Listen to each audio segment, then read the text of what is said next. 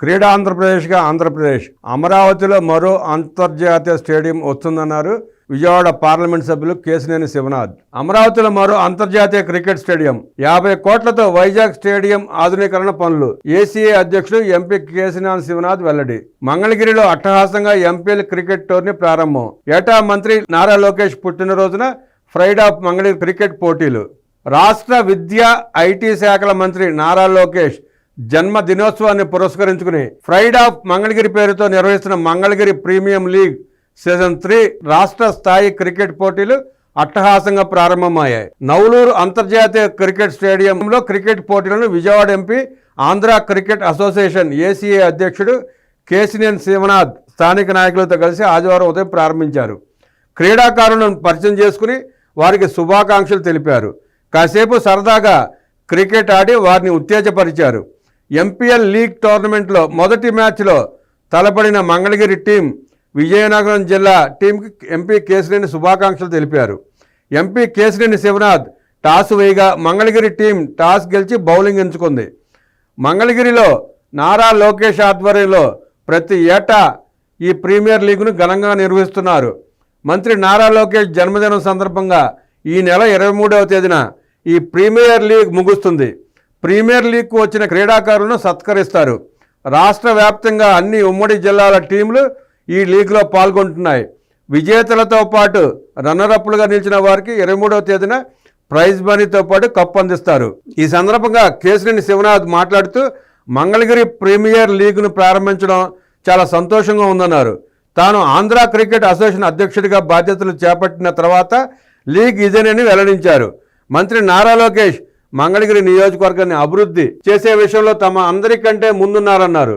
MPL రాష్ట్ర స్థాయి cricket tournament ప్రారంభోత్సవ కార్యక్రమానికి ముఖ్య అతిథిగా రావడం ఎంతో ఆనందంగా ఉందన్నారు.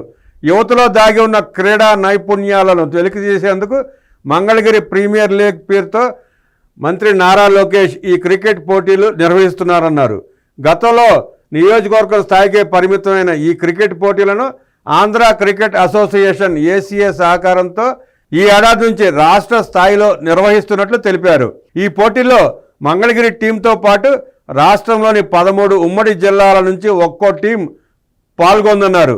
ఈ లీగ్ ఫైనల్ మ్యాచ్ జనవరి 23వ తేదీన జరుగుతుందని, ఆ రోజే విన్నర్స్తో పాటు ప్రతిభ కనపరిచిన క్రీడాకారులకు బహుమతి ప్రదానం జరుగుతుందని చెప్పారు. ఈ లీగ్ మ్యాచ్ల్లో మెరుగైన ప్రతిభ కనబరిచిన క్రికెట్ క్రీడాకారులకి ఏసీఏ తరపున ప్రోత్సాహం అందిస్తామని ప్రకటించారు. రాష్ట్ర వ్యాప్తంగా ఏసీఏ తరపున క్రీడాకారులకు అవసరమయ్యే మైదానాలతో పాటు అకాడమీలు ఏర్పాటు చేస్తున్నామన్నారు. విజయనగరంలో ఏర్పాటు చేయనున్న క్రికెట్ అకాడమీ జనవరి నెలాఖరులో ప్రారంభం కానుందన్నారు. అనంతపురంలోని లేడీస్ క్రికెట్ అకాడమీ ఈ నెలాఖరుకు ప్రారంభించేందుకు కృషి చేస్తున్నట్లు ఎంపీ తెలిపారు. ముఖ్యమంత్రి చంద్రబాబు నాయుడు నాయకత్వంలో రాజధాని ప్రాంతంలో 2 స్టేడియంలు ఉండే విధంగా కృషి చేస్తున్నట్లు తెలిపారు. రాజధాని ప్రాంతం అమరావతి, గుంటూరు, విజయవాడ, మంగళగిరి, తెనాలి ప్రాంతాల క్రీడాకారులకు ఈ స్టేడియాలు అందుబాటులోకి వస్తే ఎంతో ప్రయోజనకరంగా ఉంటుందన్నారు. విశాఖలోని అంతర్జాతీయ క్రికెట్ స్టేడియాన్ని 50 కోట్లతో ఆధునీకరిస్తున్నామన్నారు. మార్చి నాటికి పనులు పూర్తి చేసి ఐపీఎల్ మ్యాచ్ విశాఖలో జరిగే విధంగా కృషి చేస్తున్నామని తెలిపారు. జిఎంఆర్ ఆధ్వర్యంలో ఢిల్లీ డేర్ డెవిల్స్ ఆడే 2 మ్యాచ్లు వైజాగ్లో జరుగుతాయని వెల్లడించారు. యువ క్రీడాకారులు స్వయ క్రమశిక్షణ అలవర్చుకోవాలని పిలుపునిచ్చారు. సీఎం నారా చంద్రబాబు నాయుడు, నారా లోకేష్, పవన్ కళ్యాణ్ వంటి నేతలను ఆదర్శంగా తీసుకోవాలన్నారు. ఎంత ఎత్తుకు ఎదిగితే అంత ఒదిగి ఉండాలన్నారు. ఏదో ఒక మ్యాచ్లో ఓడిపోయామని నిరుత్సాహపడొద్దన్నారు.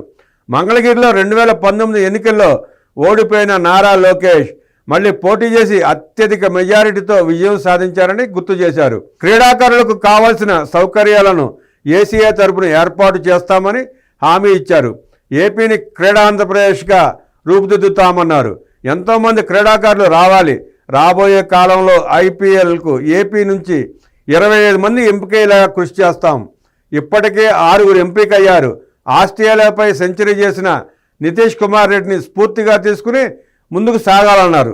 ఈ కార్యక్రమంలో విజయవాడ పార్లమెంట్ సభ్యులు కేశినేని శివనాథ్తో పాటు తెలుగుదేశం పార్టీ నాయకులు, కార్యకర్తలు పాల్గొన్నారు.